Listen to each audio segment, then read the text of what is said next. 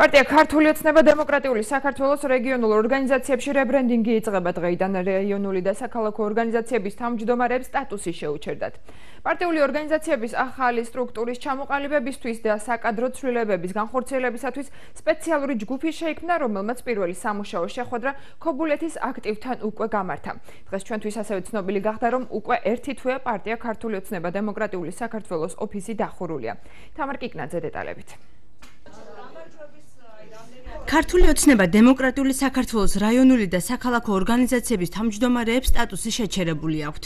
დღეიდან პარტიის ცენტრალური ოფისის პარლამენტის წევრებისა და ანალიტიკოსების ერთობლივმა ჯგუფმა დაიწყო მუშაობა რეგიონებში პარტიის საქმიანობისა და კონკრეტული კადრების შესაძლებლობების შესასწავლად. გაზაფხულიდან კი, როგორც ამბობენ, მუშაობა განახლებული ძალებით დაიწყება. ცნობა სიახლის შესახებ ქართული ოცნების ერთ-ერთმა დამფუძნებელმა მოგვაწოდა. მიზეზად ასლან ლორთქიფანიძე ორგანიზაციების ეფექტურ მუშაობას ასახელებს.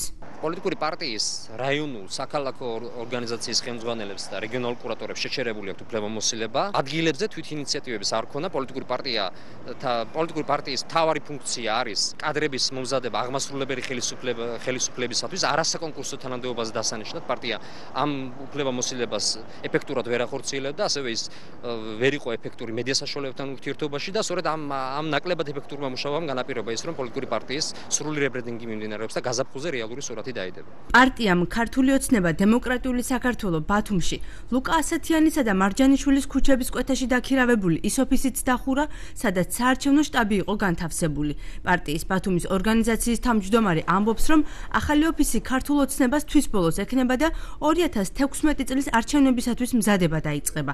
სად აკითხავს პარტიას ამომრჩეველი დღეს ან სად იმართება პარტიული შეკრებები? ამ კითხვაზე ლაშა სირაბიძე პასუხობს, რომ ბოლო ერთი თვეა მუშაობა შეფერხებულია. ბოლო ერთი თვის განმავლობაში თითქმის მოსახლეობას არც მოუმართავს.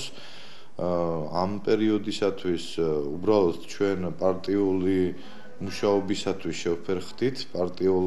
ჩვენს პარტიის წევრებს უკვე ხშირად ვერ ხვდებოდით ამ ერთი თვის განმავლობაში, რამაც რა თქმა უნდა ნაწილობრივ უსიამოვნო მოთქმა გამოიწვია ამ ყველაფერმა. ჩვენ ვცდილობთ და მაქსიმალურად ვესწრებით, რომ საკითხი თვის ბოლოსთვის გადაიჭრას.